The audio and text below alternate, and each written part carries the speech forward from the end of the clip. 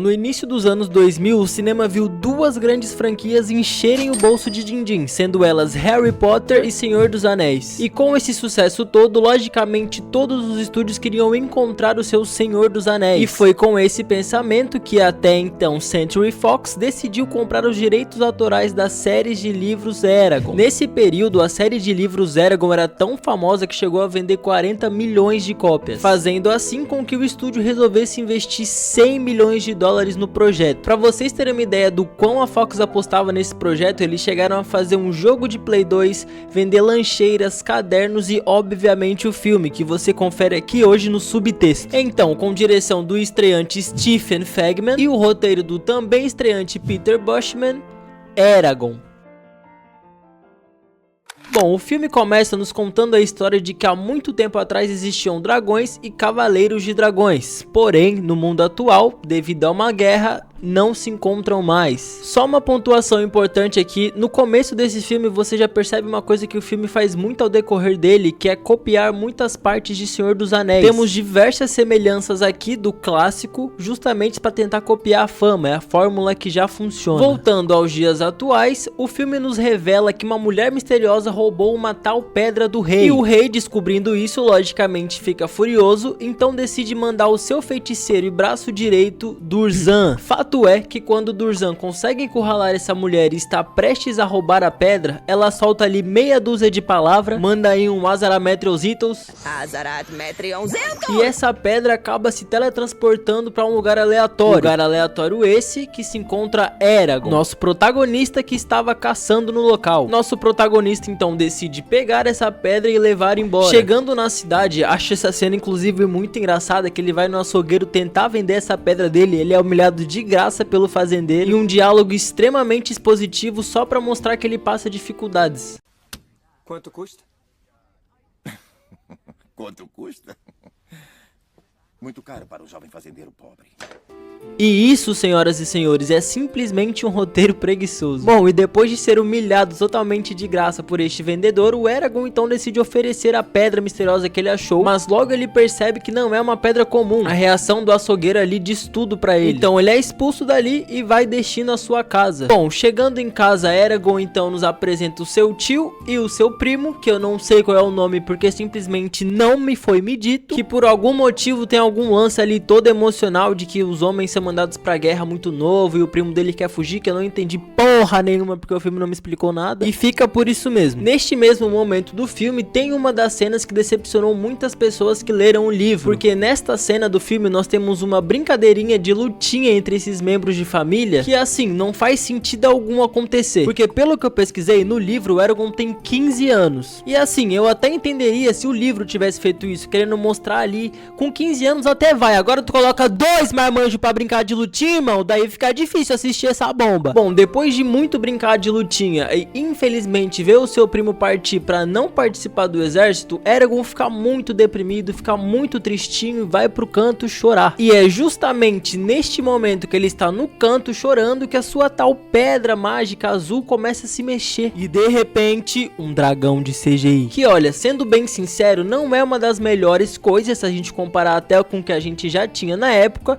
mas também não dá pra ser injusto e falar que é ruim. Em muitos momentos eu concordo que ele deixa um pouquinho a desejar, mas também foda-se, é um filme de 2006. Ele então encosta no seu dragão, sua mão é marcada, provando assim que ele é um cavaleiro de dragão, e ao encostar no seu dragão, as outras entidades envolvidas com esta pedra também acordaram. O mago Durzan então, percebendo assim que o dragão tinha acordado, lança um feitiço contra a mulher lá do começo do filme que ele aprisionou e descobre onde Eragon está, mandando assim um exército atrás dele. E só um adendo aqui, eu revi o filme 2 vezes já e eu não entendi ainda qual é o envolvimento dessa mulher com esse ovo de dragão, tá? Só sei que ele tirou ela do rei e é isso, irmão, fica por isso. Em contrapartida, conhecemos Brown, que aqui não canta no The Voice, mas faz um cosplay fajuto de Joel do The Last of Us. Ele tem principalmente como papel ser o mentor do Eragon. Bom, eu não sei quanto tempo se passa depois do nascimento do dragão pra essa cena aqui, mas fato é que o Eragon, uma manhã seguinte, decide brincar com seu bichinho, e aí ele começa a jogar o dragão pro alto, o dragão voa 5 minutos, entra num monte de nuvem e de repente ele sai adulto. E é exatamente aqui nesta parte que gera uma das maiores revoltas dos fãs dos livros, porque no livro original o dragão é como se fosse um bebê e é como se fosse um bicho de verdade, então ele não vai simplesmente acordar, correr 2 minutos e ficar adulto. Bom, ele vai primeiro crescendo, ele vai correndo, depois aprende a voar, enfim, ele vai se desenvolvendo. O que eu consigo entender é que nos livros isso gera uma conexão direta com o Eragon e o dragão. Porra, o Eragon tá cuidando do dragão como se ele fosse um filho, literalmente. Já neste caralho de filme não faz sentido nenhum eles serem apegados, porque o dragão ficou 2 dias com ele e já volta sabendo falar. Fiquei revoltado quando eu descobri, porque de fato nos livros o Eragon tem que ensinar o dragão a conversar, ele aprende a língua, porque como eu falei, ele se desenvolve aos poucos. No filme ele simplesmente volta com mó vozona de narrador, tá, irmão? Eu sou Saphira. Bom, Eragon então, depois de ter ouvido uma conversinha ali do Sr. Brown sobre os dragões, decide ir lá perguntar mais sobre. E no meio desse rolê todo, ele encontra guardas interrogando pessoas do vilarejo. Do que ali é perigoso, ele decide então voltar para casa do seu tio. Porém, chegando lá, ele descobre que é tarde demais e seu tio está morto. E é então que neste momento de tristeza aparece Brown, o nosso querido mentor que veio resgatar o Eragon. Essa parte do filme aqui é bem parecida com a morte dos tios do Luke Skywalker. Eu tô te falando, esse filme aqui é uma mistureba inteira de coisa que ele acha que dá certo, mas é uma bosta. Bom, o Brown então descobre que o Eragon é um domador de dragões, pede pro dragão vir até ele e começa a analisar o dragão. O Brown basicamente serve no filme pra explicar o roteiro inteiro pra gente. E é nessa pegada que ele nos explica que quando o seu dragão morre, você fica vivo. Mas quando você morre, você e o seu dragão morrem também. Enfim, isso aqui não serve pra nada na narrativa do filme, ele só falou pra falar mesmo. Outro adendo importante, de novo, é que quando ele vai pedir pro seu dragão ficar sobrevoando a área ali pra ver se eles estavam seguros, o dragão simplesmente dá outra patada nele. Esse moleque sofre o filme inteiro. Faça o que ele disse, mas tenha cuidado. Tenha cuidado você.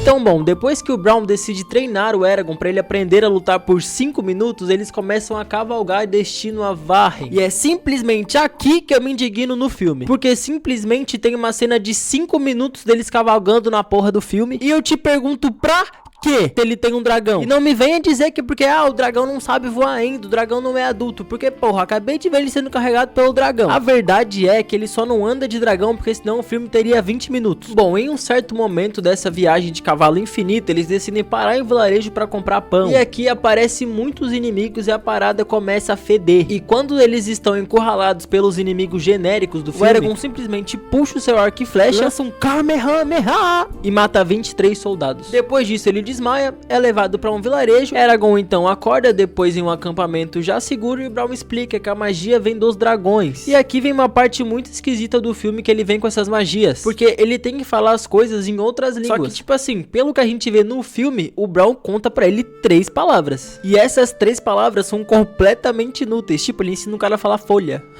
Bom, enquanto o Eragon estava apagado, o Sr. Brown decide colocar uma cela em seu dragão. E finalmente, depois de 1 hora, o Eragon voa no seu dragão de novo. Então tem uma cena bem bonitinha dele voando no seu dragão, no melhor estilo como treinar o seu dragão. Enquanto eles estão nesse momento fofinho, de repente eles são emboscados. E nesse rolê todo, a Saphira acaba se machucando. Então Brown faz o curativo, dá um esporro no Eragon, porque ele quase matou o seu dragãozinho. E a gente descobre então que ele era um cavaleiro de dragões. Como se ninguém soubesse disso já na altura do filme, né? O cara sabia a porra da enciclopédia inteira de dragão. Bom, depois de todas essas revelações bombásticas, o feiticeiro Durzan consegue atrair o Eragon a partir daquela mulher que a gente viu no começo do filme. Eragon então decide ir pra lá, faltando um dia pra chegar no lugar que eles queriam chegar desde o começo. Ele então briga com o Brown, porque o Brown não queria ir, e ele acaba indo sozinho com o seu dragão, porque o filme agora precisa de ser rápido e não dá pra perder 40 minutos cavalgando. Ele chega então no seu destino, e o plano desse moleque que era fazendeiro há 5 dias atrás é entrar literalmente no castelo que abriga todos os vilões dele e simplesmente salvar a princesa como se ele fosse o Super Mario. Aí então ele entra no castelo. E é o engraçado que aqui, como eu falei, um dia antes ele tinha aprendido a falar 3 palavras na língua élfica e agora ele já consegue abrir a porra toda. O moleque virou praticamente o Avatar agora, ele faz qualquer coisa com todos os elementos. Bom, obviamente o plano de bosta dele dá errado e quando ele tá prestes a morrer pelo mago, quem aparece?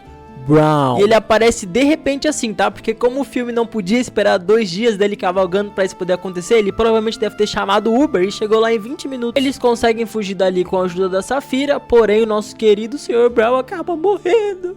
Bom, eles conseguem chegar até o Arden, só que com isso eles acabam expondo a localização para o Mago Durzan também, que então prepara o seu exército para ir até lá. Os Varden, descobrindo isso, então começam a se preparar para o grande confronto. Nesta cena aqui temos uma cena mídia, que é a Safira e o Eragon de armadura. O figurino desse filme no geral é bom, e eles vão pro combate. Depois de muito lutarem, poderzinho pra cá, poderzinho pra lá, o Mago Durzan é derrotado com uma lança no peito. Porém, Safira acaba se ferindo muito, e ela morre. Mentira, porque o Eragon é protagonista e ele revive ela com o poder da amizade. Porém, na cena pós-crédito nos é mostrado que o tal rei também tinha um dragão e ele cospe fogo, ele já é um dragão adulto. O que nos faz acreditar que teria uma continuação. E sim, teria.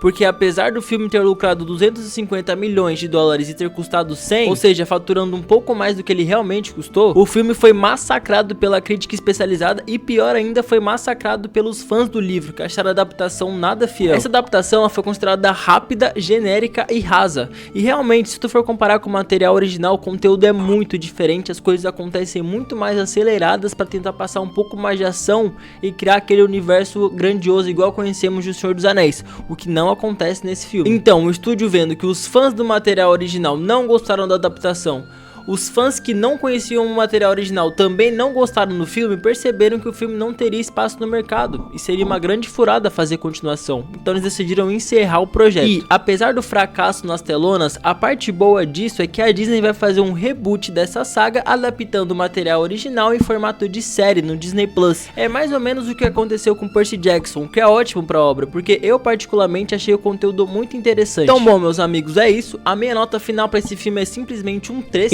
Encerro com a minha frase preferida. Ela revelou meu futuro. Só tem futuro quem está vivo, Eragon.